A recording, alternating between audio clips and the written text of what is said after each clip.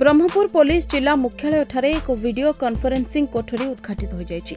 High court को निर्देश क्रमे पुलिस अधिकारी साक्षी विचारणा पाई ଏହି ନୂତନ କୋଠରୀ ଖୋଲାଯାଇଛି। ଦକ୍ଷିଣାଞ୍ଚଳ ଡିଆଇଜି ଡାକ୍ତର ସାର୍ଥକ ଷଡ଼ଙ୍ଗୀ ଅତିଥି ଭାବେ ଯୋଗଦେଇ ଏହାକୁ ଉଦ୍ଘାଟନ କରିଥିଲେ। ଏହି ସମୟରେ ବ୍ରହ୍ମପୁର ଏସ୍ପି ଡାକ୍ତର ସର୍ବଣା ବିବେକ ଏମ୍କୋ ସମେତ ଅନ୍ୟ ଅଧିକାରୀ ଉପସ୍ଥିତ ଥିଲେ। ଭିଡିଓ କନ୍ଫରେନ୍ସିଂ କୋଠରୀର କମ୍ପ୍ୟୁଟର, टीवी, कैमेरा, इंटरनेट सह अधिकारी माने बसी जेपरी साक्षी दे पारिबे सेने व्यवस्था करा जायछि।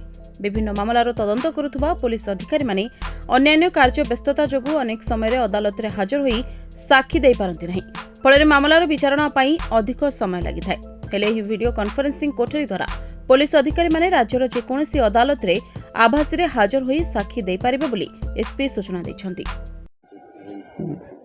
आज हाईकोर्ट निर्देश क्रमे आमर एसपी ऑफिस ब्रह्मपुर कैंपस रे गोटे वीडियो कॉन्फ्रेंसिंग फैसिलिटेशन सेंटर उद्घाटन होइछि एवं यह द्वारा आमर जो विटनेस माने आसिकी जो विभिन्न जगार से माने दबाकू पड़ुछि विटनेस एबे दबाकू पड़ियो नहीं। पूरा राज्य सारा जेकोसी कोर्ट रे आपणकर जदि साक्षी अच्छी तो से माने आसी एठी वीडियो कॉन्फ्रेंसिंग माध्यम रे निज साक्षी दे पारिबे एवं या द्वारा गोटे फायदा हम जे वर्तमान जो माने आमर ऑफिसर माने जिलार विभिन्न राज्यर विभिन्न जिला को जाउथले एवं सेठी समय नष्ट होतला तो से माने आम ब्रह्मपुर पुलिस जिलार जेते भी लोक अछंती से माने सब डिफरेंट कोर्ट रे ओडिशार एइठु ही तांकर वीडियो कॉन्फ्रेंसिंग माध्यम रे साक्षी ही जिवो एवं कुआडे जिबाकू पड़िबोनी।